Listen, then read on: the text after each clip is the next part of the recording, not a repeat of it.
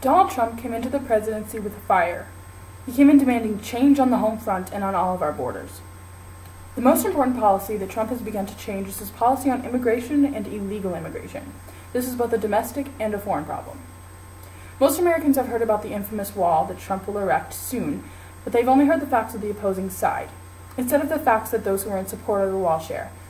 Although we need differing opinions to help America grow, we need to be able to see the problem from both sides regardless of our own opinion and not be too biased when we hear the other side.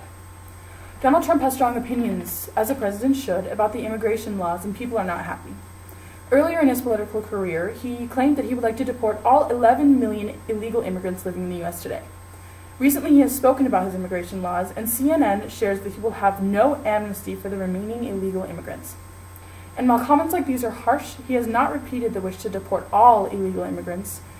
He also is going to have agents rifle through all illegally documented immigrants and choose the immigrants that we think are likeliest to thrive and flourish and love us. In continuation, the largest problem that we have seen recently, as the New York Times points out, is the immigration and deportation of Mexicans.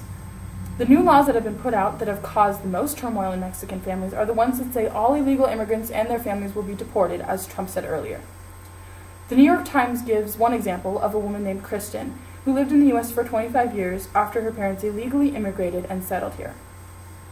She fears that she will be deported because of the laws in the U.S., but what most people do not know is that Mexico will not take a woman like this unless she can prove her Mexican citizenship. It is illegal for the U.S. to deport anyone to Mexico if they do not have proof of Mexican citizenship. Another issue that the Times brings up is the deportation of first-generation immigrants. Expedited deportation can occur only if the person who crossed the border crossed within 2 weeks of being caught, and they're within 100 miles of the border. Expedited deportation is the deportation of a person without the person being able to see a judge or plead a case.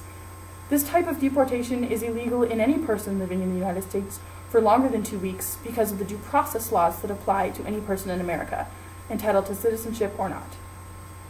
The Times shares a different story from Kristen's, however. A man who was stopped at a stop sign had cars pull up behind him and immigration agents file out. They took him from his car, he was given an ankle bracelet, and he was sent to say goodbye to his family. Before the next spring, he was sent away from his 2 young daughters and his wife back to Mexico. He had no criminal record, he had never received so much as a speeding ticket, but he was targeted and he was sent away. Under the Obama administration, the New York Times says that the immigrant officials were only allowed to target ex-gang members or criminals that were illegal in the U.S. and at large. Now officials can take men and women from their peaceful lives and send them away from their loved ones. In conclusion, the immigration issues in the country are vast, and they were not solved during the Obama administration. And the Trump administration has been making big waves. No matter the policies that our leaders come out with, there will always be 2 sides. Illegally immigrated families should not be our main concern. We should be concerned with gang members and criminals. The changes that are coming might be grand, and Americans need to be more willing to accept change instead of fighting all of the new policies that are thrown at us.